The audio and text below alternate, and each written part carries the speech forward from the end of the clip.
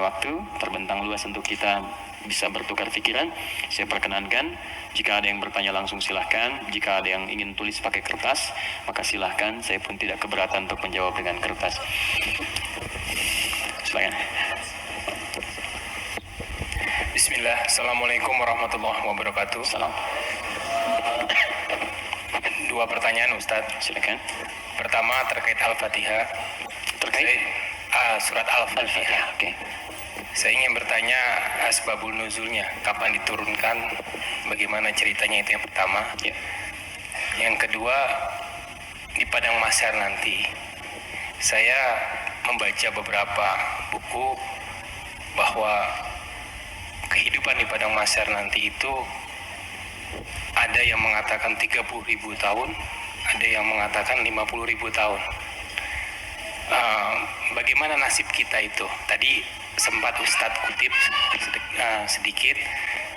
Saya ingin mendapatkan penjelasan bagi orang-orang mukmin khususnya yang ada di dunia ini, apalagi di zaman yang penuh fitnah ini, yang amannya bagaimana untuk menghadapi nanti itu. Terima kasih. Assalamualaikum warahmatullahi wabarakatuh. Oke. Pertama, asbabun nuzul, sebab turunnya surah Al-Fatihah. Saya berikan sedikit dulu informasi. Jadi ada dua jenis asbab di dalam fikih Islam. Kalau asbab itu terkait dengan turunnya ayat, sebab, asbab itu sebab. Jadi sebab itu bahasa Arab asalnya, diserap ke bahasa Indonesia menjadi sebab.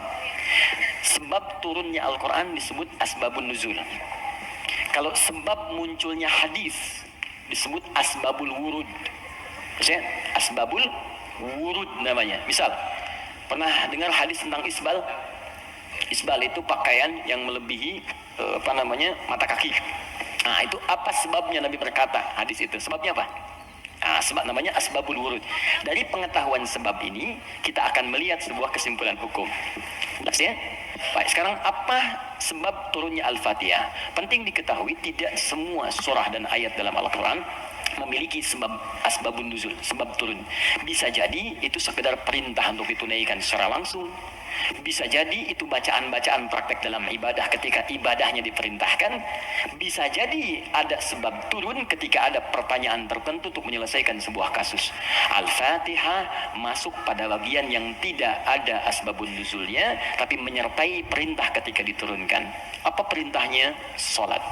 Diperintah salat ketika diturunkan. Nabi diperintahkan setahun sebelum hijrah, usianya 52 tahun. Jadi usia 53 tahun beliau hijrah kemudian ke kota Yathrib yang kelak menjadi Al-Madinah Al-Munawwarah. 13 tahun berdakwah di kota Mekah. Setelah usia 40 tahun diangkat menjadi Rasul, turunnya surah Al-Alaq. Setelah itu kemudian 12 tahun sebelum hijrah turunlah perintah salat. Saat perintah salat itu diturunkan, mesti ada bacaan yang dibacakan. Maka turunlah kemudian Al-Fatihah di situ. Saat turun di situ, kalimatnya Alhamdulillahi Rabbil Alamin Ar-Rahmanir Rahim Maliki Yawmiddin Iyyaka na'budu wa iyyaka nasta'in ihdinas siratal mustaqim siratal ladzina an'amta 'alaihim ghairil maghdubi 'alaihim waladdallin. Kemudian setelah turun digunakan dalam salat. Saat hijrah ke Yathrib yang kelak jadi Al-Madinah Al-Munawwarah, tiba-tiba si kecil namanya Abdullah, anak laki-lakinya Abbas paman Nabi, beda 3 tahun usianya dengan Nabi. Abbas, anak laki-laki Ibnun, maka sering disingkat Ibnu Abbas. Ibnu Abbas nama aslinya Abdullah. Ingat teman-teman, saya berikan rumus sedikit ya. Kalau Anda belajar hadis, menemukan kalimat Ibnu Omar, Ibnu Abbas, itu nama aslinya rata-rata Abdullah. Kenapa dihapuskan nama anaknya dan disebut kemudian nasab ke bapaknya? Untuk memberikan inspirasi kepada orang tua di masa datang bahwa begini cara mendidik anak seperti Nabi mengajarkannya. Jadi kalau anak itu kemudian beramal, orang tua dapat pahalanya. Ya, teman-teman kenal Ibu Umar bin Khattab? Bagus. Oke, baik. Belum ditulis sudah kelihatan kenal Umar bin Khattab, luar biasa. Hari ini spesial. Gak apa-apa, Mas. Saya selesaikan. Tang sendiri, ngajar sendiri, sendiri, ngapus sendiri. Jamaah tinggal nanya, lihat masuk surga, enak banget. Masya Allah, surga Firdaus lagi. udah nggak apa, udah selesai. Ya. Mudah-mudahan antum ke surga juga ya. Insya Allah. Canda ya, mudah-mudahan nyata. Oke, fokus. Di sini, fokus baik-baik. Yuk, tadi kita katakan Abdullah misalnya, Ibnun itu anak laki-laki, nggak pakai kepala gini, Ibnun. Disingkat jadi bin. Bin itu anak laki-laki. Ya, dibuang ininya jadi bin, dipindahkan harakatnya ke sini. Jadi asalnya begini, Ibnun. Kasrah itu sesuatu yang pecah kecil, bunyinya lembut, gitu. Ya, makanya perempuan seringkali menggunakan kasrah. Anta, tapi perempuan anti. Ka, perempuan ki. Jazakallah khair. Semoga Allah berikan kepada anda pahala. Ka itu untuk laki-laki. Jazakillah khair itu untuk perempuan. Awas ya, akhwat, penting itu diketahui. Karena saya pernah mengajar pakai batik, pakai peci. Setelah selesai, Ustaz terima kasih memberikan pengajaran. Jazakillah khair, gitu ya. Saya masih pakai peci itu. Ya nggak apa-apa lah gitu. Oke. Nah, Ibnatun perempuan. Ibnatun anak perempuan. Ini boleh kita hapuskan. Kalau kita hapus ini, yang depan ini, begini, ini dihapus, maka harokat ini pindah ke setelahnya. Geser. Ini ke sini jadi bi, ini ke sini jadi an, bin. Jelas? Ini kita hapus, pindah harokatnya ke sini di bi, ini ke sini geser. Bint. Ini bint, maka ini terbuka jadi binti. Ingat? Aisyah binti Abu Bakar. Binti itu maksudnya anak perempuan. Makanya ada Isa bin Maryam. Loh kok bin Maryam? Betul, Isa anak laki-lakinya Maryam, karena Maryam nggak punya anak perempuan. Jelas ya? Nah, di ilmu hadis, kalau ada ayah bisa mendidik anak dengan baik, maka nanti sebagai penghargaan bagi orang tuanya, nama anaknya akan dihilangkan, tidak disebutkan, cukup binnya saja nama ayah disebutkan. Umar punya anak namanya Abdullah. Ketika Umar didik dengan baik, saya ini kan pejuang, saya ini bersama Nabi, saya harus punya anak yang jadi ahli fikih supaya meneruskan perjuangan saya. Bapaknya cukupkan di mana-mana Nabi, anaknya nanti meneruskan ilmunya Nabi. Maka didik oleh Umar. Kalau anda ke Madinah, ini Raudhah, ini masjid yang pertama awal-awal, sekarang karpetnya hijau semua. Kemudian di sini pintu Babus Salam, di sini makam Nabi, di sini mimbar. Ini pintu Baqi, di sini bab Jibril, pintu 46. Bab Jibril. Nah, di sini ke sini ke Awali, di sini ada Baqi, di sini rumah istri-istrinya Nabi semua. Di depan pintu Jibril, bab Jibril. Ya, jadi kalau ada Sayyidah Aisyah, kemudian Sayyidah Zainab binti Jahsy, Saudah binti Zam'ah, semua istri Nabi tinggalnya di sini, depan ini persis. Kemudian di sini, ini ada Abu Ayyub Al-Ansari, Umar bikin rumah di sini. Bikin satu kamar untuk anaknya Abdullah, dihadapkan langsung ke tempat Nabi untuk belajar dari Nabi sebelum datang ke majlis ilmunya. Jadi kalau yang lain nunggu di majlis ilmunya Nabi, kalau anak Umar diajarkan oleh bapaknya sebelum Nabi bahkan ke majlis ilmu, sejak keluar dari rumahnya itu bisa melihat bagaimana Nabi jalan, bagaimana Nabi nengok. Makanya anaknya Umar banyak meriwayatkan hadis dari sejak kecil, meriwayatkan 2.800 hadis. Anaknya Umar. Siapa yang punya wasilahnya? Bapaknya. Untuk menghargai bapaknya ini, Abdullahnya dihilangkan di sini, maka disebut nama bapaknya Ibnu Umar, Ibnu Umar, Ibnu Umar. Seakan pesan kepada orang tua di masa datang, kalau kita ingin mendapatkan kebaikan dari Allah, maka didik anak kita dengan baik, kelak orang tuanya pun akan dikenal. Setiap hadisnya kita bahas satu, bapaknya ikut mendapatkan pahalanya. Itu poinnya. Ya. Nah, tadi Al-Fatihah itu tidak ada asbabun nuzulnya. Kemudian ketika sampai di Madinah, Ibnu Abbas, anaknya Abbas, ini persis sama juga. Abbas itu pengusaha, teman-teman. Pengusaha besar, sebelumnya terjebak dengan riba, dibebaskan oleh Nabi. Tinggalkan riba, kata Nabi, dibebaskan. Dan dahsyatnya ketika ribanya ditinggalkan, awal-awal kan turun tuh. Setelah itu naik 2 kali lipat dari sebelumnya. Ribanya hilang, omsetnya naik 2 kali lipat. Nah, beliau sadar saya ini sibuk. Tapi di balik kesibukannya, bayangkan loh, paman Nabi, kerabat Nabi, muslim, mukmin bersama Nabi di surga, sibuk berbisnis, tapi masih punya waktu untuk datang ke majlis Nabi. Setiap akhir pekan datang ke majlis Nabi ke Sufah, belajar. Karena itu ketika Nabi wafat, Abbas ini sudah mendapatkan 200 hadis. Bayangkan pebisnis, hafal hadis 200, itu kan luar biasa. Kalau Quran gampang, hadis itu tak mudah, 200 hadis. Paman Nabi, keluarga Nabi, kerabat Nabi, sibuk, bisnis, kaya juga, masih hafal hadis. Antum siapa? Paman Nabi bukan, kerabat Nabi bukan, tetangga Nabi bukan, kan? Sesibuk apa sih? Sampai untuk baca Quran tuh belum punya waktu. Secita masuk surga lagi, kan? Nah, ini beliau sadar, saya ini sibuk nih, berdagang. Maka harus ada yang mewarisi ilmu anak saya. Maka anak itu dipetakan. Teman-teman begitulah, cucunya atau anaknya, ayo disiapkan. Ini anak pertama Qurannya, anak kedua hadisnya. Nggak apa-apa, kalaupun kelak jadi arsitek, arsitek yang hafal Quran. Oke? Pengusaha yang ahli hadis, nggak apa-apa, banyak. Dulu biasa begitu, Bu. Teman-teman ikhwan, dulu biasa. Antum kalau temukan kitab namanya Bidayatul Mujtahid, kitab bagus perbandingan fikih. Itu kitab fikih tuh, tapi yang nulis dokter bedah. Ibnu Rushd namanya, di barat dikenal dengan Averroes. Itu nulis kitab fikih, itu biasa dulu tuh, biasa saja. Nah, Abbas ini menginvestasikan anaknya, namanya Abdullah juga, untuk belajar ke Majlis Nabi. Jadi setiap bapaknya berangkat titipin. Ketika Nabi wafat, anak ini usia masih 13 tahun. Bapaknya hafal 200 hadis, anaknya hafal 2000 hadis.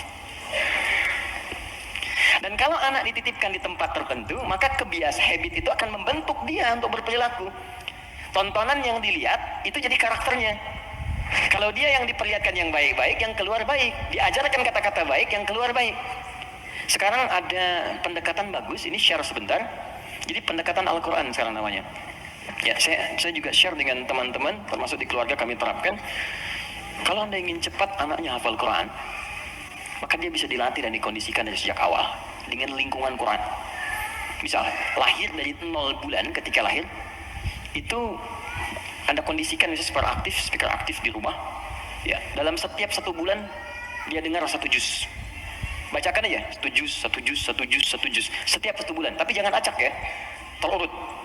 Misal bulan pertama juz 1, bulan kedua juz 2, pindah terus. Sampai bulan ke-30, usia dia 30 bulan, dia sudah mendengar 30 juz. Dan anak itu sejak mulai dilahirkan, organ pertama yang berfungsi kata Al-Quran itu pendengarannya. Al-Quran langsung mengatakan, itu pendengarannya. Jadi ketika dia 30 bulan, dia sudah mendengar 30 juz. Itu sepakat dan sudah melalui research di sini, dia hanya butuh 6 bulan untuk menjadi penghafal Quran yang sempurna. Di usia 3 tahun, sudah hafal Quran 30 juz. Ini yang diterapkan orang tuanya Fajar. Beliau pengen bacakan sendiri, begitu dikasih ASI, bacain 1 juz. Begitu usia 3 tahun, kalimat pertama yang keluar di lisannya adalah ayat-ayat Quran. Dipanggil Ustadz udah mengecek, ternyata Allahu Akbar, 4 tahun sudah 30 juz. Terakhir kami ketemu sedang menghafal tafsir. Dan divonis lumpuh otak. Anda bayangkan, lumpuh otak hafal Quran 30 juz. Dan di mana Anda pada saat ini? Ya, kembali ke sini. Dia bertanya, Mas Primus, apa pertanyaannya? Ya Rasulullah, karena dia terbiasa dengan taklim, jadi dunianya masuk. Ya Rasulullah, kenapa Allah nggak turunkan 1 ayat yang bisa membatasi antara surah satu dengan surah yang lainnya? Karena dulu masih nyambung, Al-Falaq nyambung ke An-Nas, sebelumnya Al-Ikhlas. Jadi orang nggak tahu pembatasnya di mana, walaupun dibacakan oleh Nabi. Maka diturunkanlah kemudian Bismillahirrahmanirrahim. Ya, karena pertanyaan anak kecil itu. Dijawab kemudian. Ibnu Abbas sering bertanya, turun jawaban. Al-Baqarah 189 itu turun karena pertanyaan Ibnu Abbas. Ya Rasulullah, kok bulan bentuknya robah-robah, kemarin sabit, sekarang setengah, sekarang bulat betul, kenapa begini? Kenapa jadi ahillah turun? Yas'alunaka 'anil ahillah. Masya Allah. Qul hiya mawaqitu lin-nasi wal hajj. Ibnu Abbas yang tanya, turunlah Bismillahirrahmanirrahim. Sejak turun Bismillahirrahmanirrahim itu, maka Nabi membaca Al-Fatihah dengan 3 cara. 1, dibaca penuh dengan bismillahnya, dijaharkan.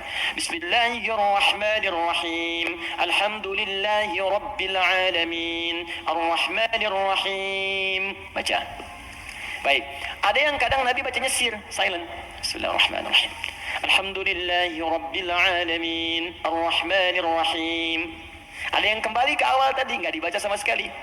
Alhamdulillahi rabbil alamin. Ar-Rahmanirrahim. Maliki yaumiddin.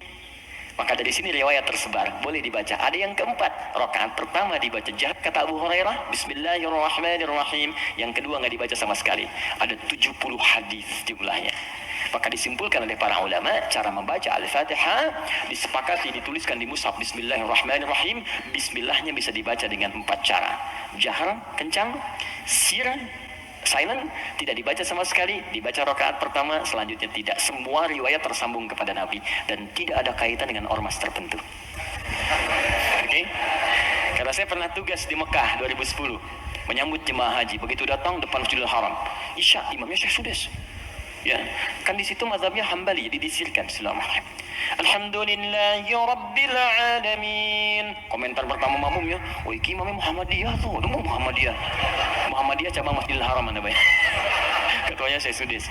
Jadi nggak ada hubungan baik NU Muhammadiyah atau yang kita berkomunikasi baik ya, kemudian saling bangun hubungan baik, tapi paham ilmunya. Jadi kesimpulannya tidak ada asbabun nuzul untuk Al-Fatihah, tapi hanya terkait untuk kebutuhan dalam menunaikan ibadah. Tapi kemuliaan fadilahnya diungkapkan kemudian oleh Nabi, dipraktekkan dalam kehidupan dan dirangkum oleh para ulama dalam kitab tafsir. Sampai sini bisa dipahami? Baik, suasana mahsyar. Pertama jawabannya wallahu taala alam bissawab, karena memang kita belum ke sana. Karena wallahu alam itu Allah yang tahu. Maka kita tanyakan kepada Allah, Allah turunkanlah kemudian paparan dalam ayat-ayat Al-Qur'an. Baik. Tentang suasana itu diturunkan satu surah. Surah ke-75. Surah Al-Qiyamah. Persiapannya diturunkan surah Al-Waqiah, surah ke-56. Waktu terjadinya diturunkan surah ke-31 ayat 34. Tentang kiamatnya, peristiwanya, persiapannya. Waktunya tidak diketahui, dirahasiakan supaya kita semangat untuk beramal dalam persiapannya. Makanya kalau Nabi ditanya kapan kiamat, Nabi balik tanya persiapan kamu apa? Ya, jawaban Nabi, jangan sibuk pikirkan kiamat, sibuk pikirkan amalan dirimu untuk ke situ. Karena kiamat pun dirahasiakan oleh Allah supaya kita semangat untuk beribadah menyambut itu. Dan gak akan ada umat Nabi Muhammad kemudian hidup saat kiamat, gak ada. Semua akan diwafatkan yang soleh-soleh. Gak akan mengalami itu. Gak akan mengalami. Semua wafat. Maka turun Quran surah ke-31 ayat 34. Innallaha indahu ilmus sa'ah. Sungguh hanya milik Allah pengetahuan tentang waktu tepatnya terjadi kiamat. Sa'ah. Tuh, diksi Al-Quran itu indah sekali. Kiamat itu kan di Quran banyak. Malik yaumuddin kiamat. La uqsimu bil yaumil qiyamah, yaumul qiyamah, yaumul ba'ts, hari kebangkitan. Tapi ketika menunjuk waktu pakai sa'ah. Innallaha indahu ilmus sa'ah. Sa'ah itu kalau sekarang jam. Di jam itu ada menitnya? Ada detiknya? Ada. Bahkan sampai ke menit detiknya hanya Allah yang tahu. Di sini ada 5 hak prerogatif Allah. 5 yang tidak diketahui oleh siapapun, bahkan even itu malaikat. Makanya di hadis Muslim nomor hadis ke-8, malaikat bertanya pada Nabi, mata sa'ah, kapan terjadi kiamat? Kata Nabi, mal mas'ulu anha bi'a'lama minas sa'il. Yang ditanya tidak lebih tahu daripada yang bertanya. Anakah yang dekat dengan Allah? Anak yang tahu. Nah, ini ingin menegaskan bahkan saya pun malaikat yang paling dekat dengan Allah nggak tahu kapan terjadinya. Apalagi dukun yang kemudian tiba-tiba ada di bumi. Ya, ahli langit pun nggak tahu masa ahli bumi kemudian tiba-tiba bisa menerawang. Ya, makanya kalau ada yang mengatakan kiamat akan terjadi tanggal sekian, bulan sekian, tahun sekian, udah abaikan aja. Ya, itu paling gampang, sudah jauhi. Saya di Garut dulu tahun 99, itu menjelang tanggal 9, bulan 9, tahun 99. Tersebar isu akan terjadi kiamat. Sebagian ada yang sepi tuh. Sepi di pasar Garut tuh, Tarogong sepi apa. Saya bilang, kenapa nggak pada beraktivitas? Isu kiamat menyebar. Tiba-tiba nggak terjadi. Diundur katanya ke tahun 2012. Terjadi pengunduran kiamat, Anda bayangkan. Jadi itu poinnya. Jadi kalau waktu, jangan ditanya kapan terjadi. Yang penting untuk diketahui adalah persiapan kita apa. Dan paling dahsyat adalah jika terjadi perbuatan-perbuatan yang dengan perbuatan itu tanda-tanda kemudian kiamat itu semakin menuju dekat. Tapi dekat dalam pandangan Allah dengan kita berbeda. 1 hari bagi Allah hitungannya hari, bagi kita kan 1000 tahun. Ya kan? Bagi Allah dekat nih. Iqtarabatis sa'atu wansyaqqal qamar. Bulan telah terbelah, kiamat semakin dekat. Kiamat semakin dekat itu bukan saat Bang Deddy bikin sinetron. 15 abad yang lalu itu turun ayat, kiamat sudah dekat. Itu kalimat Quran. Kiamat sudah dekat 15 abad yang lalu. Cuman sudah 15 abad belum kejadian. Karena bagi Allah tuh gampang, tinggal 10 hari lagi, tinggal 7 hari lagi. Cuman sehari itu kan ribuan tahun. Jelas ya? Maka jangan dipikirkan waktunya. Tapi Nabi kemudian ditanya oleh malaikat, ma amaratuha, apa tanda-tandanya? Ya, idza talidal amatu rabbataha, jika sudah budak melahirkan tuannya. Wa antaral hufatal arata, ya, jika seorang budak melahirkan tuannya. Jika engkau melihat seorang penggembala bertelanjang kaki, telanjang dada, kemudian berlomba-lomba meninggikan bangunan. Ya, budak melahirkan tuannya, itu ada yang menyebutkan suasana sudah mulai terbalik. Halal dianggap haram, haram dianggap halal, yang benar jadi salah, yang salah jadi benar, yang benar dibikin disertasi, dibikin tulisan ilmiah, ya, tiba-tiba dikalahkan oleh yang salah, gitu kan? Yang salah kemudian menyebar, jadi dianggap biasa. Jika sudah maksiat tingkat yang tinggi dianggap biasa, bukan yang rendah.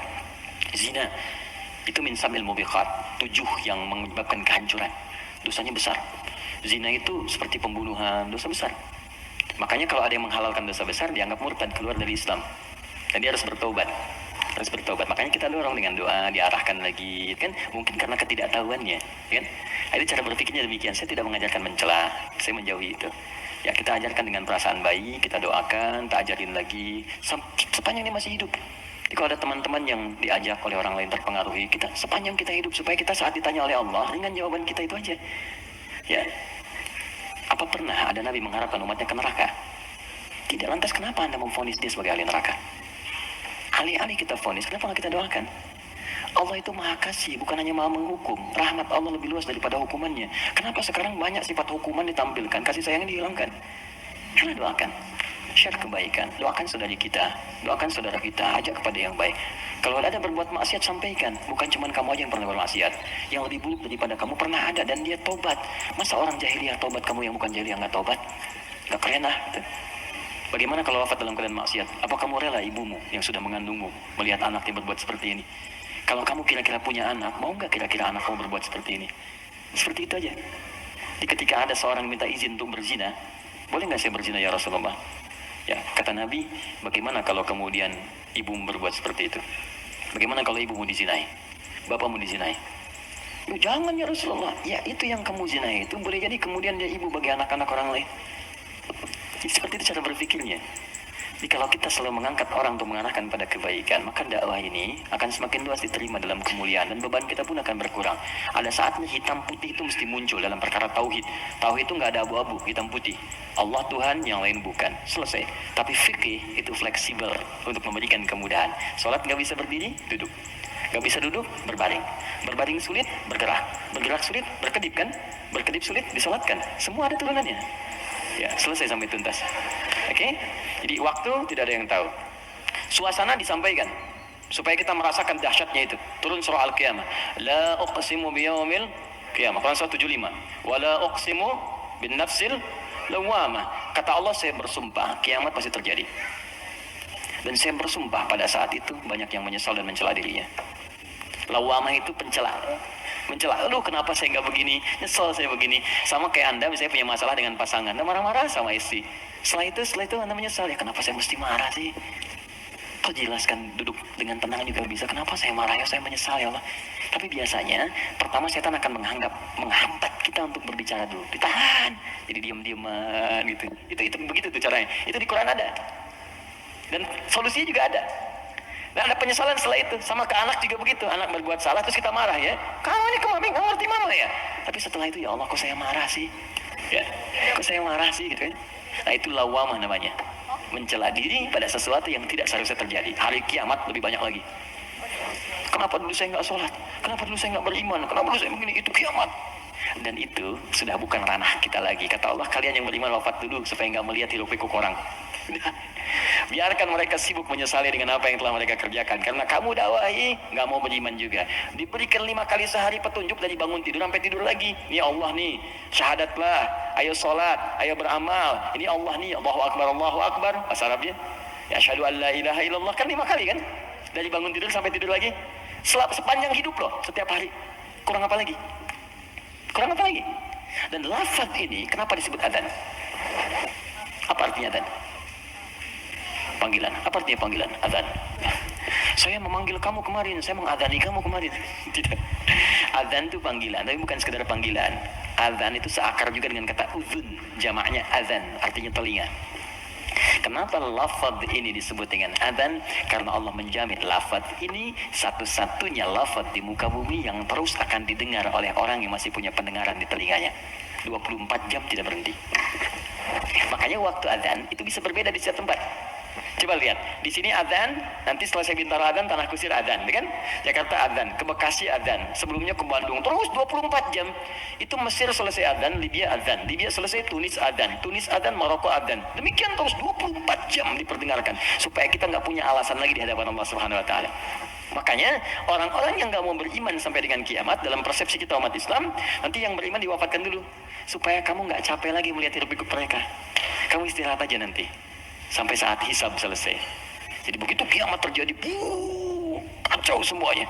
Yang sedang disebutkan di surat Abasa itu, ya, bagaimana seorang yang mengandung tiba-tiba bisa keguguran. Ya yauma yafirul mar'u min akhi wa ummihi wa abi wa fasilatihi tuwi, ya, wa man fil ardi jami'a. Semua orang enggak akan ingat, Pak. Kata Al-Quran saking dahsyat, jangankan dirinya, maaf, gempa terjadi. Apa Anda masih bisa ingat dengan teman-teman ini? Demi Allah saya katakan, gempa goyang dikit dah keluar, lari semua. Masing-masing menyelamatkan dirinya. Dalam bahasa Arab, sekali gempa disebut zilzal. Kalau digoyang, idza zulzilatil ardu, sekali. Ya, sekali, kalimatnya sekali. Zulzilatil ardu itu artinya goncangannya menghancurkan yang atas, hancur semua ke bawah. Jelas? Tapi kalau disebutkan dua kali, kalimat keduanya bentuknya bisa verb, kata kerja, atau juga noun, bisa kata benda. Bisa fi'il, awas, bisa isim, kata kerja atau kata benda. Fokus. Kalau kata kerja diulang dua kali. Idza zulzilatil ardu zulzilat. Kalau kata benda untuk menunjukkan suasana hancur semua bendanya pakai kata benda zilzal. Idza zulzilatil ardu zilzalaha. Kalau disebutkan dua kali itu bukan yang atas hancur ke bawah, tapi yang di bawah naik semua ke atas. Push. Kata Allah, kalau semua orang sudah nggak peduli dan menganggap biasa gempa-gempa dengan skala-skala tinggi yang menghancurkan yang atas hancur ke bawah, sudah nggak peduli dianggap biasa. Udah jadi berita aja, gempa Ambon sekian, gempa Palu sekian, gempa Aceh sekian, gempa sudah biasa. Nanti saya akan datangkan gempa yang tidak biasa yang membuat semua orang baru merasakan apa yang terjadi. Saya naikkan semua yang dibawa ke atas. Wa akhrajatil ardu athqalaha. Baru orang berkata, wa qala al-insanu ma la. Ini ada apa ya? Ada apa ya? Anda ini dikasih gempa biasa aja, yang biasa. Itu semua keluar, lari. Bursa efek keluar, yang di pegawai ini keluar, pekerjaan Katolik keluar semua karena ketakutan. Nanti mau lari kemana? Karena yang di bawah ini diangkat ke atas semua. Saat itu kita sudah nggak ada. Karena orang beriman oleh Allah tuh diistirahatkan. Istirahat dulu aja, biar hancur semua dulu. Baru dibangunkan lagi, muncul lagi. Itu surah Qiyamah. Al-Qiyamah, suasananya di Abasa ada. Terus cara berbekalnya, bukalah kemudian surah Al-Waqi'ah. Makanya sering kita diminta baca Al-Waqi'ah. Kan berurut tuh, 55, 56, 57 kan? 55 apa? Ar-Rahman, kan? Nah, jangan dibaca saat pernikahan aja, ya. Saat lamaran baca Ar-Rahman. Sekarang tuh keren, tapi saya senang bagus-bagus sekarang pakai Al-Quran, ya. Sampai ada seorang kiai kedatangan 3 orang, ya, untuk melamar putrinya, cantik, bagus, soleha. 3 orang datang melamar, pertanyaan pertama Quran. Anda siapa namanya? Saya Anas, Pak. Bagus, baca surat Anas. Ya, bagus. Yang kedua, siapa namanya? Saya Torik, Pak. Saya baca Torik. Baca, bagus. Ya. Yang kedua belum disuruh, udah pucat tuh. Adik siapa namanya? Saya Imran, Pak. Tapi dia pintar. Tapi panggilan sehari-hari, kulhu, Pak. Ya Allah, udah sini. Oke, jelas ya maksudnya? Oke, jadi baca surat Al-Waqi'ah untuk berbekal. Wa ashabul yamini wa ashabul yamin. Yang pegang tangan di tangan kanannya saat kiamat itu enak banget, tinggal menikmati surganya. Ada yang pertamanya sabiqun, yang duluan masuk surga. Tapi mereka golongan sedikit. Jangan diratapi ya sedikit saya nggak masuk, bukan. Masuklah ke dalam golongan sedikit itu. Lalu ditafsir di ayat lain, bagaimana cara masuk ke dalam golongan itu? Ditafsir di An-Nisa, Quran surah keempat ayat 69, paling kanan pertengahan. Wa may yuti'illaha wa rasul, siapa yang mau taat kepada Allah dan Rasulnya, fa ulaika ma'al ladzina an'ama Allahu 'alaihim, maka mereka akan disertakan dengan golongan sedikit. 4 golongan saja. Minan nabiyina, dengan semua nabi. Jadi ada orang yang tinggal di surga sekomplek dengan semua nabi. Dari Nabi Adam sampai Nabi Muhammad SAW. Enak tuh. Kamu tinggal di mana, Ki? Surga biasa. Tangannya siapa? Ya, depan saya Nabi Ibrahim. Insyaallah. Belakang saya Nabi Musa. Samping kiri saya tuh ganteng-ganteng Nabi. Dulu kan ente nonton ganteng-ganteng serigala. Ini ganteng-ganteng Nabi. Nabi Yusuf. Kanan saya Nabi Muhammad SAW. Nah, itu yang bisa menyatu dengan itu 3 golongan. Ya, siapa dia? As-siddiqina wasyuhada'i was-salihin. Siddiqin itu orang jujur. Yang dimaksud jujur di sini adalah jujur mempraktekkan bimbingan Quran dimanapun dia berada. Anda misalnya aktif di dewan, kata Quran jujur, praktekkan jujur, benar, jaga kebenaran, tawadu, sabar, praktekkan semuanya. Sampai wafat gak apa-apa, capek itu wajar. Capek itu emang dunia untuk capek. Dunia itu tidur aja capek. Sementara aja. Nanti kalau sudah selesai, tenang kita. Dunia ini capek, sedang tidur dibangunin capek. Nanti kalau udah selesai, nggak akan bisa dibangunin lagi. Bener? Memang tempatnya capek, baru tidur, bangun lagi. Ntar kalau udah tugas kita selesai, beres, tinggal nunggu aja akhirnya begitu selesai. Wah enak, nggak akan bangun lagi. Kalau udah selesai, dibangunin juga percuma, nggak akan bangun. Nah udah istirahat, waktunya tiba. Gak apa-apa, capek dulu aja. Ada waktunya kita tinggal menunun dan mendapatkan apa yang kita telah tenun selama ini. Tenun di dunia dan panen saat kita kembali kepada Allah. Makanya orang-orang baik itu saat meninggal itu ditampakkan pahalanya. Sehingga itu, oh ya betul. Nah, jadi saat mendapatkan itu, penampakan itu, mendapatkan pahala, tenang dia, nyaman. Karena nyaman itu udah gak ingat meninggal. Karena gak ingat itulah perasaannya tenang, seakan-akan tenang, gak sadar, gak lepas dari rohnya. Itu ada di Quran, di surah ke 89 ya, di 89 di ayat ke-27 sampai 30. Al-Fajr. Ya ayyatuhan nafsul mutmainnah, irji'i ila rabbika radiyatan mardiyah. Hei jiwa yang sedang tenang ya, tenang aja, tenang, lihat pahalanya. Oh banyak ya Allah, alhamdulillah. Lagi tenang-tenang begini, tiba-tiba diambil ya nyawanya. Selesai. Irji'i ila rabbika radiyatan mardiyah. Cepat pulang sini kepada Rabbmu. Aku ridha dengan amalmu, engkau pun akan ridha dengan pemberianku. Fadkhuli fi ibadi, engkau masuk dalam golongan hambaku terbatas. Wadkhuli jannati, aku siapkan surga untukmu dari sekarang. Semoga kita diberikan bagiannya insyaallah. Assalamualaikum Ustaz, Wassalamualaikum. Bagaimana caranya untuk mempunyai self control yang baik? Saya merasa saya selalu mendapatkan apa yang saya mau, tapi ada satu kendala sehingga saya tidak bisa mendapatkan hal tersebut. Bagaimana supaya saya bisa mengendalikan ego saya? Baik, ada dua caranya. Pertama, Al-Quran menganjurkan untuk merenungkan setiap tindakan yang kita lakukan, akibatnya akan seperti apa. Merenungkan akibat dari sebuah tindakan disebut tadabbur namanya. Berdabara, sesuatu yang di belakang, tadabbur. Jadi kalau mau berbuat, difikirkan dulu. Ya, makanya ada kisos di Islam. Kisos itu diturunkan sebetulnya untuk merenungkan. Sebelum berbuat, rasakan hal yang sama saat Anda kemudian mendapati itu. Turunlah Quran surah kedua, Al-Baqarah, dari ayat 178 sampai kemudian ayat ke 182. Sebelum sampai kemudian di ayat 183-nya untuk puasa. Di rangkaian ayat itu Allah menyampaikan ketika Allah buka dengan kalimat kutiba alaikumul qisasu fil qatla, nanti Allah sampaikan walakum fil qisasi hayatun ya ulil albab. Hei orang-orang yang masih punya pikiran, saya turunkan kisos ini sebetulnya supaya kamu merasakan kalau kamu berbuat begitu bagaimana resikonya. Makanya turun, cubit lagi. Kemudian pukul lagi. Kalau ada yang bunuh lagi. Jadi tahu resikonya supaya merasakan kalau punya akibat begitu bagaimana. Di pelajaran pentingnya bukan karena kisosnya, kata Allah itu bisa menjaga nilai kehidupan. Jadi kalau orang tahu kalau mencoba membunuh akan dibunuh lagi, dia akan membunuh. Gitu. Kalau orang tahu merasakan rasa sakitnya dicubit, dia akan nyubit. Karena itu kata Quran, bahasa paling damainya adalah pikirkan dulu sebelum berbuat. Apa akibatnya? Nah sekarang coba teman-teman yang egonya nggak bisa dikontrol misalnya kan, coba pikirkan dulu. Kalau kira-kira orang lain menerima perlakuan seperti yang Anda lakukan sekarang, bagaimana rasanya? Anda diperlakukan begitu seperti apa? Istri mau marah sama suami mau marah sama istri. Sebelum marah pikirkan dulu, kira-kira kalau saya marah, bagaimana perasaannya? Kalau saya dimarahi, bagaimana rasanya? Itu yang pertama.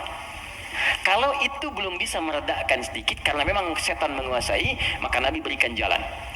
Pertama, fasta'idz billahi minasyaitonir rajim. Istighfar dulu. Minta kepada Allah supaya dijauhkan dari setan. Kalau bahasa doanya, Rabbi inni a'udzubika min hamazati syayatin wa a'udzubika ay yahdurun. Kalau bahasa kitanya, saya nggak hafal Ustaz bahasa Arabnya, boleh pakai bahasa Indonesia. Ya Allah, mohon lindungi aku dari pengaruh setan sekarang ya Allah. Jangan sampai dia hadir menguasai jiwaku. Ya, kalau belum reda, sedang berdiri duduk kata Nabi. Duduk belum selesai, berbaring sebentar, pikirkan dulu. Belum tenang, wudu, karena api hanya bisa dipadamkan dengan air. Pelan-pelan. Yang terakhir, kalau belum mempan juga, perhatikan bahasanya indah sekali. Bagaimana kalau saat Anda sedang tidak bisa mengontrol ego itu, lalu Anda berbuat maksiat, Anda wafat. Itu aja. Itu rumus di Quran surah ke-67 ayat yang kedua. Walladzi khalaqal mauta wal hayata liyabluwakum ayyukum ahsanu amala. Dialah Allah yang menciptakan kehidupan dan kematian supaya menguji yang masih hidup supaya banyak berbuat baik. Artinya kalau sedang berbuat maksiat, pengertian terbaliknya coba pikirkan Anda akan wafat. Apa enggak enak dicatat di catatan malaikat maut kan? Ya, begitu dicatat meninggal dalam keadaan marah-marah. Gak enak banget. Terus dibuka lagi di hari kiamat, semua orang lihat. Kan gak enak. Ke pengajian tiap pekan, ngaji, sholat, azan lagi, meninggal dalam keadaan marah-marah gitu. Kan gak enak banget, dibuka semuanya. Makanya bertobat dari sekarang, sensor. Ya teman-teman kan ada adegan yang gak baik kan disensor, ya kan? Dubbing, suara yang gak kurang jelas dubbing. Ya, sekarang itu kata-kata maksiat kita sensor dari sekarang, mumpung belum meninggal, supaya filmnya gak dibuka di hari kiamat. Ya, saat hisab kan dibuka semua. Wa may ya'mal mithqala dzarratin khairan yarah wa may ya'mal mithqala dzarratin syarran yarah. Yang sedikit pun baik akan ditampakkan, yang jelek akan diperlihatkan. Maka yang buruk-buruk kita hilangkan dari sekarang. Wallahu taala a'lam bissawab. Saya ingin bertanya, saya ingin jawab. Jika saya datang sholat berjamaah telat, Ustadz, jika saya datang sholat berjamaah telat, pertanyaan saya, kenapa Anda telat? Orang lain bisa tepat, Anda telat, kenapa? Ayo ya, kita coba sesuaikan. Saat imam sudah mulai bacaan sholat, oke? Satu, ada 3 pertanyaan. Bila imam akan segera ruku, apakah saya boleh baca doa iftitah dulu, lanjut al-fatihah? Gini, ruku itu saya pernah jelaskan, itu seakar dengan kata rakaat, berasal dari kata ruku. Artinya kalau imam sudah mendapatkan ruku ya, Allahu Akbar ruku, lalu Anda ikut ruku. Nah, kalau Anda sudah ikut ruku itu artinya Anda dapat 1 rakaat. Paham ya? Dapat 1 rakaat. Nah, sekarang persoalannya adalah ketika imamnya masih berdiri, terus tahu akan ruku dari bacaan jahar kelihatannya, ya. Walam yakul lahu kufuwan ahad. Mau ruku nih, Anda datang takbir, Allahu Akbar. Apa yang harus saya lakukan, Ustaz? Kalau masih sempat baca Al-Fatihah 3 ayat saja. Bismillah, Alhamdulillah, Ar-Rahmanir-Rahim. Langsung ke Al-Fatihah. Lewati iftitahnya. Langsung Bismillahirrahmanirrahim, Alhamdulillahirrahmanirrahim, Ar-Rahmanirrahim. Langsung takbir, lagi kemudian ruku, ikuti imam. Itu sah. Kenapa? Karena ukuran surah dalam Al-Quran yang paling pendek itu 3 ayat. Al-Kautsar, Inna a'tainakal kautsar fasalli rabbika wanhar inna syani'aka huwal abtar. Mengambil ukuran terpendek. Jadi kalau kita bacakan 3 ayat di Al-Fatihah ini sudah cukup, langsung ruku. Tapi kalau imamnya ruku, Anda datang, maka itu sudah selesai. Maka Anda langsung takbir, Allahu Akbar, langsung ruku. Contoh, boleh? Depan. Bismillah. Silakan di sini menghadap ke sebelah sini saja ya, biar netral sedikit. Ke sebelah sana. Ruku, Mas Dimas mau izin? Ini ruku ya. Saat ruku ini mohon izin, boleh? Ya, antum bukan yang belakang. Bismillah. Jangan begini sedang ruku. Imam maju sedikit, Mas. Mohon izin luruskan ya dengan meja ke sini. Nah, ini datang terlambat misalnya kan? Pas Bu. Kenapa terlambat? Yang lain kan bisa pas gitu. Anda harus terlambat. Jangan diulang lagi ya. Nggak baik seperti itu. Ya, sini. Oke, ini sudah ruku, fokus, ini datang. Maka cukup takbir, Allahu Akbar. Oke, langsung ruku. Allahu Akbar, ikut ruku. Ya, dan gak usah baca Al-Fatihah lagi, langsung ruku. Baik, cukup. Mohon izin, maaf. Nah, ini dalilnya, ini hadis Nabi sallallahu alaihi wasallam, "Innama ju'ilal imamu liyutamma bihi." Sungguh imam dijadikan untuk diikuti, faqira'atul imam qira'atul ma'mum. Kalau Anda enggak bisa menjangkau bacaan imam karena imam sudah masuk ke rakaatnya berikutnya, ruku, maka bacaan imam sudah mewakili makmumnya. Jelas? Tapi jangan sengaja menunggu imam ruku. Belum ruku, masih panjang, tenang aja. Belum begitu ruku. Allahu Akbar, lumayan. Nah, ini nggak tepat. Ya, silakan. Syukur, makasih. Mohon maaf ya. Paham ya? Pak, ini bagian pertama. Jadi itu 1, oke, 2. Atau saya langsung baca Al-Fatihah dan mengikuti imam ruku, sudah selesai saya jawab. Bila saya baca Al-Fatihah menyebabkan saya tertinggal ruku, apakah saya tidak usah membaca dan langsung mengikuti imam ruku? Bila seperti itu, apakah saya harus menambah rakaat di akhir karena saya baca Al-Fatihah? Karena ada yang bilang kalau berjamaah Al-Fatihah ditanggung imam. Oke, saya sudah jelaskan semua ya. Ya, pertanyaannya sudah selesai, sudah saya jelaskan keseluruhannya. Ada yang lain? Baik. Assalamualaikum Ustaz. Waalaikumsalam warahmatullahi wabarakatuh. Ini belum saya baca. Jika kita berobat ke tempat semacam Pak Haji, mungkin Anda, bukan kita. Saya tidak ikut. Oke. Jika Anda berobat ke tempat semacam Pak Haji yang orang sebut, lalu Anda dikasih obatnya, air minum, dan doakan, apakah itu masuk syirik atau bagaimana Ustaz? Mohon pencerahannya. Tergantung. Jika Anda minta doa tabarruk dengan doa itu, wasilah supaya mohon berdoa, didoakan kepada Allah. Anda bisa berdoa sendiri, minta, ya, dan bisa saling mendoakan. Nabi kadang saling mendoakan dengan sahabat, doakan. Bahkan Nabi minta dibacakan oleh Abdullah bin Mas'ud Al-Quran. Abdullah bin Mas'ud datang sini, coba bacakan surat ini. Kata Abdullah bin Mas'ud, ya Rasulullah, Anda kan yang Nabi, tapi saya ingin mendengar bacaanmu. Sesama sahabat saling mendoakan, biasa saling ketemu, doakan, itu biasa. Dan boleh, adabnya boleh. Anda ketemu ulama, minta doa. Dulu kami begitu, bertemu ulama minta doa, Syekh doakan kami, doa kami. Sekarang agak beda, orang ketemu Ustaz minta foto. Ketemu ulama minta selfie deh. Lengkapilah dengan doa yang ditempatkan di hati itu doanya. Ya, doanya minta doa kebaikan. Nah, boleh Anda silahkan kalau datang. Itu dalilnya diantaranya Quran surah ke-5 tadi ayat 35. Ya ayyuhalladzina amanu taqullaha wabtaghu ilaihil wasilah. Hai orang-orang beriman, tingkatkan takwamu kepada Allah dan cari wasilah untuk mendekat kepada Allah. Apa diantaranya? Kisah yang paling tepat untuk menjawab ini adalah tentang Al-Fatihah itu. Jadi ada seorang yang sakit tadi, ya, kepala suku di Arab, sakit kemudian zaman itu, lalu dia minta kepada para sahabat, ngutus ajudannya, ya, untuk bertanya ada nggak yang bisa menyembuhkan. Kata sahabat, Allah yang sembuhkan. Datang didoakan dengan baca Al-Fatihah. Itu kan paling gampang. Ketika didoakan itu dengan baca Al-Fatihah, sembuh. Saat sembuh itu dikasihlah kemudian kambing beberapa ekor. Takut, dibawalah kepada Nabi. Ini indah sekali.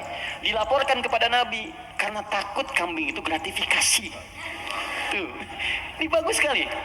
Jadi takut nih, saya takut salah nih, dibawa ke Nabi. Nabi, tadi ada orang sakit, terus minta bantuan. Saya ingat ajaran Anda, baca Al-Fatihah, saya bacakan. Habis itu dikasih kambing begini. Nabi langsung senyum, ketawa, tabassama dhahikan. Gitu ya, kurang lebih. Kata Nabi, tahu dari mana engkau Al-Fatihah bisa punya manfaat seperti itu? Maka kata Nabi, bagikan kambingnya, coba berikan aku bagiannya. Maksud Nabi, yuk kita nikmati sama-sama itu. Silahkan kita nikmati, syukur kepada Allah Subhanahu Wa Taala. Ini artinya dalil yang membolehkan kita datang minta doa, misalnya ya, ke orang soleh, ulama. Tapi syaratnya kita pun berdoa dulu, minta sama Allah. Minta. Lalu Allah lebih senang kita minta kepada Allah dengan bahasa hati kita. Setelah itu kita berwasilah minta pada orang soleh yang baik, minta kebaikan, lalu dia doakan kepada kita semua. Jelas sampai sini? Baik. Kalau ada yang khusus semacam tertentu, ada pengaruh jin atau apa, biasanya dia diangkat tuh, mengangkat sesuatu yang bukan dari tempatnya. Ini bukan dari tempatnya, saya angkat, ini spidol, tempatnya bukan dalam gelas, lalu saya angkat. Jin tempatnya bukan di tubuh kita angkat. Bahasa Arabnya raka, ya, raka yarka atau raka yaraki tarqiyatan wa ruqyatan, maka disebut ruqyah namanya. Terus ya, ada ruqyah itu macam-macam, ada yang dengan bacaan saja, ada yang dengan air, misalnya air terus diminum, ya. Ada yang dulu ruqyah terkenal sekali, orang soleh, dia sakit, punya anak sakitnya lumpuh semua. Nah, begitu lumpuhnya orangnya baik sekali, kesolehannya nampak pada prasangka baiknya. Jadi semua yang datang prasangka baik aja. Malam-malam, Bu, bayangkan ada perampok datang pada malam. Jadi kisah ini sangat populer sekali. Perampok serombongan datang ke rumahnya. Karena prasangka baik ini dikira mujahid fisabilillah mampir. Dulu kan bukan kayak kita sekarang kan, rombongan mujahid dengan ini kan nggak kelihatan tuh. Malam-malam datang dikira mujahid. Begitu dibuka pintu, oh ahlan wa sahlan mujahid, masya Allah, silahkan masuk. Bayangkan perampok disuruh masuk. Disebut mujahid fisabilillah, datang. Akhirnya apa yang terjadi? Silahkan, duduk dulu, istirahat dulu, mandi dulu. Dimintalah berwudu semua. Tolong para mujahid silahkan berwudu dulu. Ya, wudu. Supaya apa? Salah satunya, ternyata di bawah keran itu dia simpan bejana untuk menampung air wudu mereka. Ini kisah nyata, benar terjadi. Jadi bukan rekaan, ini kisah nyata sampai riwayat kepada kita dan valid riwayatnya. Jadi orang-orang salaf dulu. Di begitu air wudunya tumpah ke situ, dan dia melihat orang-orang perampok tadi, kok ada anak ini nggak bangun. Ya kata mereka ke bapak tadi, ini siapa? Ini anak saya, dia kena lumpuh katanya. Oh gitu, udah duduk, dijamu dengan makan semua. Udah rapi, suruh wudu, makan, pulanglah mereka. Nah, begitu pulang, ini yang menarik. Beberapa pekan kemudian datang lagi. Dibuka lagi yang mujahid, katanya masya Allah. Yang buka siapa? Yang buka anak yang lumpuh tadi. Buka langsung, kaget loh. Kemarin kan lumpuh dia, sekarang bisa buka katanya kan. Lalu bapaknya keluar nyambut lagi, masya Allah, kami meraih keberkahan dari jihad anda, anda bayangkan. Karena positif thinkingnya. Bertanya, ini kenapa bisa sembuh? Air wudu, masih ingat gak? Air wudu yang pernah engkau pakai itu dalam wudu itu, saya mandikan kepada anak saya, dengan izin Allah sembuh dia. Perhatikan ketika seorang berprasangka baik kepada Allah Subhanahu wa taala akan berubah segalanya. Lalu perampok tadi kemudian terjatuh semuanya, nangis tersungkur, sujud di hadapan Allah Subhanahu wa taala. Nangis tobat di situ. Sebetulnya kami bukan mujahid, kami perampok katanya. Dan sebagainya, tobat. Jadi bayangkan hanya dengan wasilah anak yang lumpuh dalam keadaan tadi dia menjadi mulia seluruhnya. Ya, tapi ingat Syekh Hashim Muhammad Hashim bin Asy'ari Hadratus Syekh pendiri Nahdlatul Ulama. Beliau mendirikan NU tanggal 31 Januari ya 1926. Itu beliau dirikan NU punya kitab 19 kitab. Di kitab kedua namanya Risalah Ahlus Sunnah wal Jamaah. Di halaman yang ke-12 paling kiri sebelah bawah. Ya, itu beliau sampaikan begini. Hati-hati. Wa minhum al-abahiyuna, hati-hati ada aliran yang menyimpang di tanah Jawa. Itu diungkapkan di tahun 1333 Hijrah. Sekarang 1431. Sudah berapa tahun? Ya kurang lebih 100 tahun lah ya. Kurang lebih 100 tahun. Kata beliau, ada aliran Abahyun. Siapa itu? Tokohnya itu ahli zikir. Zikir. Tapi cara zikirnya melahirkan kesimpulan yang menyimpang. Apa kesimpulannya? Kalau sudah dekat dengan Allah, fala yantabiqu alaina al-amru wan nahyu. Kalau sudah merasa dekat dengan Allah dengan zikirnya, maka sudah tidak berlaku lagi perintah dan larangan. Di sholat sudah nggak berlaku lagi karena sholat itu masih latihan. Kalau zikir sudah dekat dengan Allah, nggak usah sholat lagi. Maka kalau Anda menemukan yang seperti ini, kata beliau, jauhi karena itu mengajak pada kesesatan. Anda datang tiba-tiba ya mungkin panggilannya kiai gitu kan. Ya pakai jubah lebih lebar daripada Batman, kadang-kadang kan tertukar lah sekarang atribut kiai dengan dukun itu disama-samain, dan susah gitu kan. Pakai datang Anda konsultasi nanya, Anda nggak tahu, karena nggak tahu itu tiba-tiba waktu zuhur tiba, Allahu Akbar, Anda tanya, Pak Yai kok nggak sholat dulu kita? Ada ini, kalau Pak Yai fisiknya di sini, rohnya sedang sholat. Kalau yang seperti itu tandanya dukun, tinggalkan, jauhi. Ya, kata beliau disebut sesat, kata beliau ya. Ada kawan kami titip pertanyaan, baik titipkan jawaban kepada beliau. Dulu dia pencaharian utamanya jadi bandar judi. 2 tahun lalu dia tobat, alhamdulillah mau hijrah. Dia membuat bisnis kain yang bidangnya halal, sembako. Tapi sumber modalnya masih dari sumber judi. Waduh. Ya. Pertanyaan, apakah bisnis sembako tersebut otomatis haram juga? Jika ya, bagaimana cara membersihkannya? Sedangkan itu mata pencarian dia satu-satunya. Quran surah ke-51 ayat 22. Paling kanan pertengahan. Wa fis samaa'i rizqukum wa ma tu'adun. Hei seluruh manusia, sebelum engkau lahir, rezeki kamu telah aku tetapkan di langit dan aku janjikan akan diberikan. Kaidah pertama. Dikata Allah, rezeki kita itu sudah teratur, nggak akan tertukar. Ada putri yang tertukar, ada menteri yang ditukar, tidak ada rezeki yang tertukar.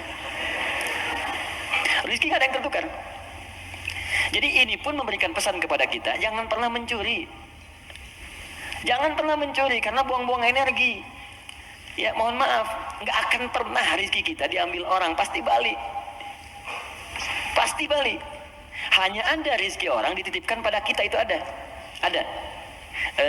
Ini rezeki saya bukan minuman ini. Bukan. Rezeki saya itu kalau sudah masuk ke dalam kerongkongan saya. Mungkin ini rezeki orang, cuman di atas namakan saya saat ini ada di sini. Kalau saya nggak minum, kan yang minum orang lain.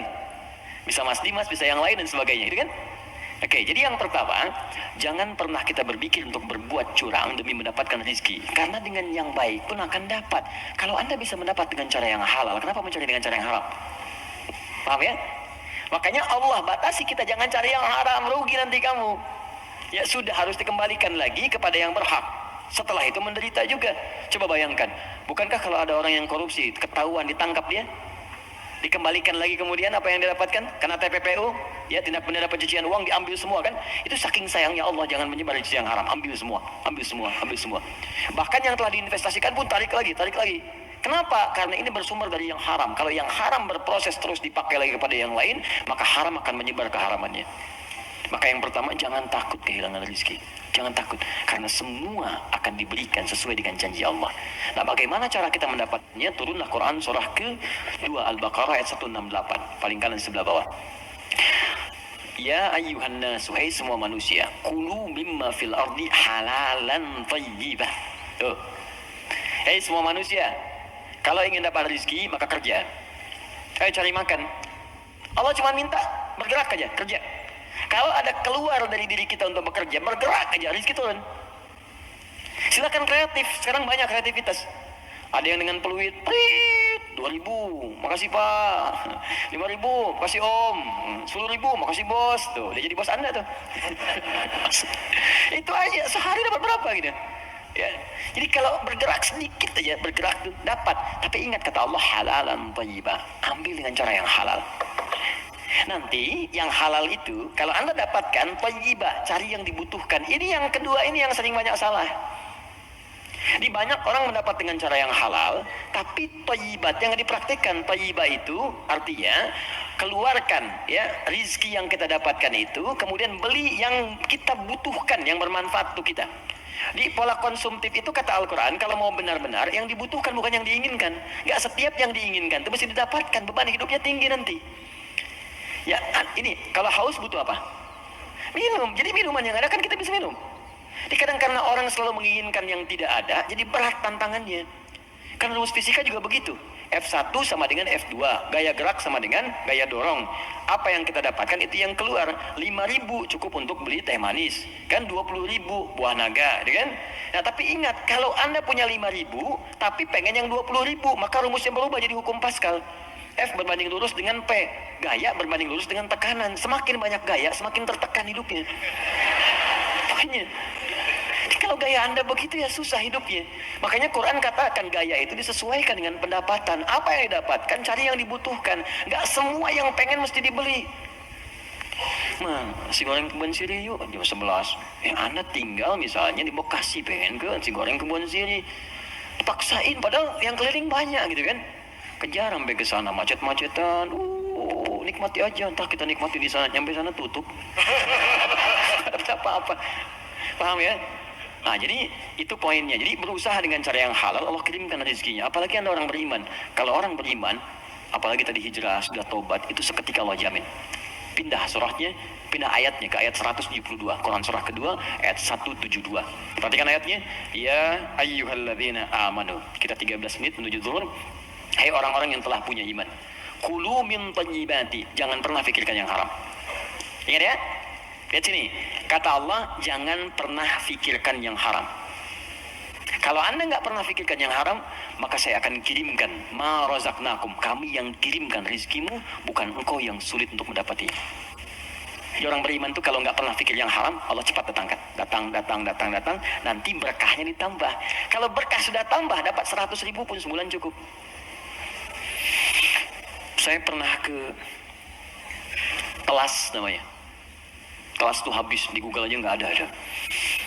Anak saya yang kecil pengen gembala kambing. Jadi dia dengar kisah Rasulullah menggembala kambing, pengen kambing. Kita bawa ke sana.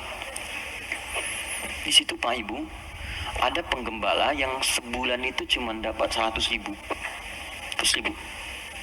Tapi Allahu Akbar, saya berapa kali datang, lihat, merenung, tetes air mata. Itu setiap datang, Pak, yang nggak ada tuh ada gitu. Musim buah ada buah, ikan dikeluarin semua, jamu kita. Terus saya tanya, di mana kambingnya? Di belakang katanya. Saya lihat kan, wah begitu dilihat bersih, putih, bersih, dirawat bersih. Tapi yang heran, itu mulutnya ditutup pakai potongan aqua. Yang ada yang setengah liter itu kan, yang ditutup itu cukup ke mulut kambing. Terus saya tanya, ini kenapa ditutup? Ini sakit kambingnya? Bukan sakit Gus katanya, bukan sakit. Kok kenapa? Ini kambing baru kami bawa dari tempat kami beli. Kami tutup di sana mulut kambing itu dengan potongan aqua supaya di jalan dia tidak memakan yang bukan haknya. Itu saya berhenti dan keluar air mata saya. Saya bilang, saya mengajar hampir tiap waktu, kamu yang praktikkan. Banyak orang mendapat surga tapi Anda yang paling layak. Saya tutup mulut kambing ini supaya nggak makan yang bukan haknya.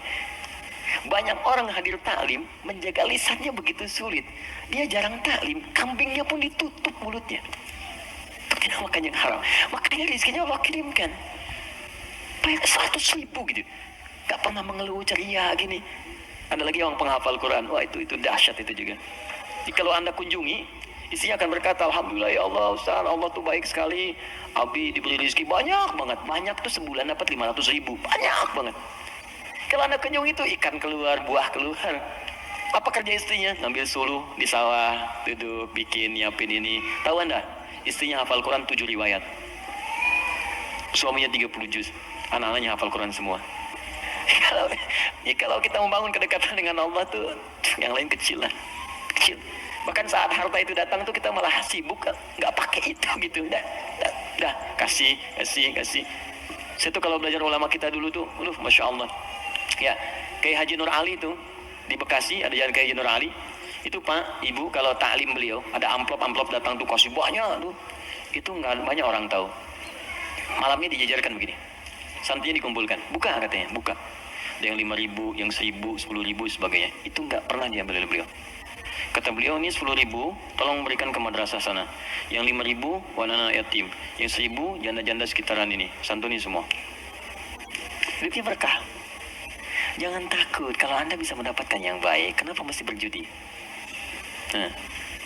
Kalau Anda bisa berbuat yang halal, kenapa mencari yang haram? Kalau Anda bisa jadi orang soleh, kenapa berbuat salah? Tinggalkan yang buruk tadi. Nah, kalau pernah bertobat dan hijrah, alhamdulillah, pertahankan tobat dan hijrah itu. Hijrah itu artinya meninggalkan total yang buruk-buruknya, termasuk tadi hasil judinya yang dipakai modal. Jangan dipakai modal. Sudah, keluarkan. Bagaimana cara mengeluarkannya? Cara mengeluarkannya adalah berikan kepada yang sosial yang umum sifatnya. Setelah itu Anda coba bekerja. Kalau memang nggak ada sama sekali, Anda bisa gunakan itu untuk sementara, untuk mendapatkan sesuatu yang lebih baik. Jadikan misalnya cari kerja, untuk dapat kerja itu boleh dalam keadaan darurat. Nanti setelah mendapatkan yang baik-baik, cukup itu ini keluarkan. Sambil pertambah sedekah, tambah infaknya, keluarkan zakat kalau sudah masuk ke dalamnya. Itu seperti itu akan menutup yang kurang-kurangnya. Walakum ru'usum ma qad salaf. Ya, yang dulu akan ditutup oleh Allah, sudah selesai semuanya. Yang sekarang akan dibuka.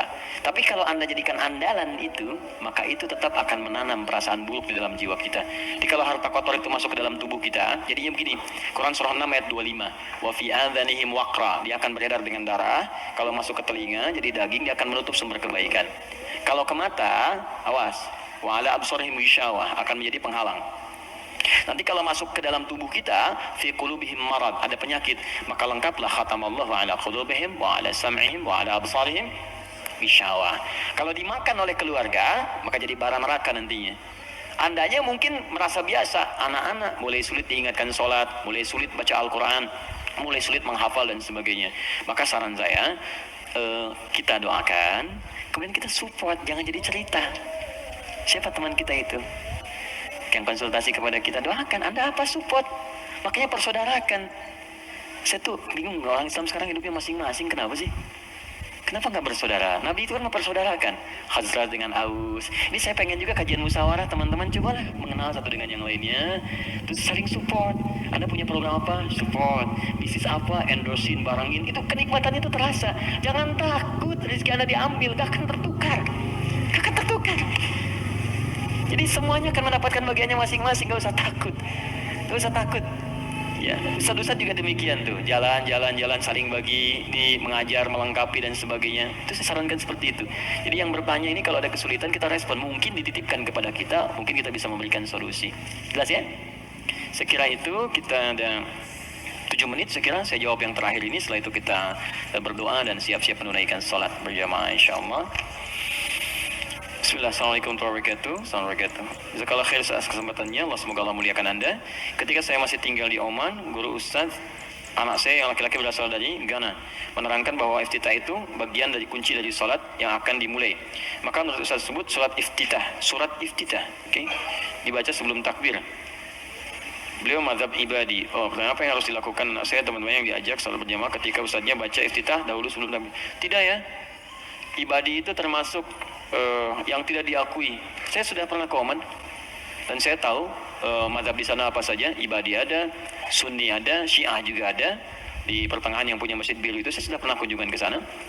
Jadi ibadi termasuk di antara paham yang tidak diakui. Ya, tidak diakui dalam sistem mazhab fikih dalam Islam kekinian yang mainstream. Ya, karena itu menurut saya kembalikan kepada yang sunni yang sudah diajarkan kepada kita semua. Nah, sumbernya bukan karena ibadi, sunni atau yang lain, sumbernya itu petunjuk dari Nabi. Hadisnya bagaimana? Ayatnya bagaimana? Buka Quran surah kedua Al-Baqarah ayat yang ke-43. Wa aqimus shalah, tunaikan oleh kalian salat. Bagaimana menunaikannya? Maka diikuti dengan mengikuti petunjuk Nabi. Maka turunlah Quran kemudian surah ke-3 ayat 31, paling kiri sebelah atas. Qul in kuntum tuhibbunallaha fattabi'uni. Kata Allah, kalau kalian cintai aku, ikuti bagaimana Nabi mengajarkan. Nah, seperti apa Nabi mengajarkan salat? Karena kalau nggak diajarkan, kita nggak bisa meniru. Maka buka hadis Muslim nomor hadis 397, buka Al-Bukhari nomor hadis 711. Dari kisah siapa? Sahabat Abu Hurairah. Siapa yang menunjukkan? Khalid bin Rafi' Az-Zura'iqi. Bagaimana bunyinya dari Nabi? Bunyinya kurang lebih begini. Ya, idza qumta ila shalah, kalau kamu pengen sempurna salatnya, asbihul wudu, sempurnakan wudu. Wudu sempurna. Wudu dulu. Tsumastaqbilil qiblah, menghadap ke arah kiblat. Menghadap ke kiblat. Fakabbir, kemudian bertakbir. Setelah takbir diajarkan baca iftitah. Ada 9 jenis doanya. Ada yang pendek, ada. A'udzubillahi samil alim minasyaitonir rajim, ada. Ada misalnya yang gabungan, ada. Ada yang agak panjang, Allahumma ba'id baini wa baina khataaya, ada. Ada yang Allahu akbar kabira walhamdulillahi katsira subhanallahi bukratan wa asila. Ini satu doa. Satu doa. Kalau Anda bacakan lagi wajjahtu, itu dua doa digabungkan jadi satu. Ya. Ada 9 jenis doa iftitah itu, panjang sekali. Yang panjang, pendek. Kenapa ada pendek, menengah, panjang? Supaya sesuai kondisi. Jadi kalau kita sedang buru-buru di perjalanan, di airport misalnya, atau di stasiun, kita sedang menunggu misalnya kereta atau pesawat sedang tunggu, jangan yang panjang-panjang. Yang sedang aja yang pendek. Allahu akbar kabira walhamdulillahi katsiran subhanallahi bukratan wa asila, langsung Al-Fatihah. Kan? Atau kita bacakan a'udzubillahi samil alim minasyaitonir rajim. Dah, langsung Al-Fatihah. Ya, pendek sekali. Pendek sekali. Ya, jadi begitu kita kemudian bacakan, masuklah Al-Fatihah. Semakra Fatihatul Kitab, kemudian baca Al-Fatihah. Semakra mata yasara minal Quran, kemudian bacakan apa yang paling ringan yang bisa kita bacakan. Surat pilih setelah Al-Fatihah. Semua falyarka, setelah itu kemudian kamu ruku. Ya, hatta tatmainna raki'an. Jangan dulu kamu bangun sampai kamu tenang rukunya. Semuanya lengkap. Dijelaskan dari awal, dari wudu sampai salam selesai. Dan tidak pernah dijelaskan oleh Nabi baca iftitah sebelum takbir. Ya, iftitah itu tempatnya setelah bertakbir. Takbir baru iftitah. Adapun Anda ingin baca bismillah sebelum takbir, boleh mengambil hadis umum. Apa hadis umumnya? Kullu amrin dzibalin la yubda'u fi bismillahirrahmanirrahim fa huwa abtar. Setiap perbuatan baik yang tidak dimulai dengan bismillah maka terputus dari pahalanya. Ustaz, tapi kan Nabi nggak contohkan. Tahu dari mana? Nabi nggak contohkan. Itu bukan nggak dicontohkan, saking jelasnya nggak usah dicontohin lagi. Paham? Pernah Anda lihat Nabi makan apel habis baca bismillah?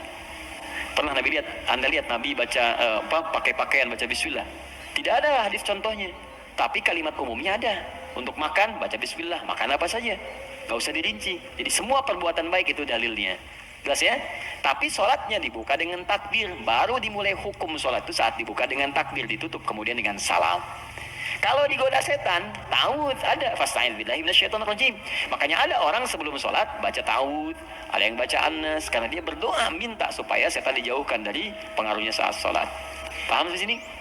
Baik ya, saya kira seperti itu yang kami terangkan. Semoga ada manfaatnya. Kalau apa yang saya sampaikan ada benarnya, itu hanya titipan saja dari Allah untuk diamalkan. Tapi kalau salah, berarti memang mutlak dari kekurangan ilmu yang Allah titipkan kepada saya. Anda bisa share kembali dengan ustaz-ustaz yang lain, belajar dengan mereka, dan dapatkan nilai-nilai kebaikan yang kiranya bisa menambah wawasan kita semua. Pesan saya, jangan saling mencela, jangan saling merendahkan, belajar yang baik, saling tolong-menolong dalam kebaikan, bersahabat yang baik. Mungkin itu yang bisa memberikan hidayah dalam hidup kita.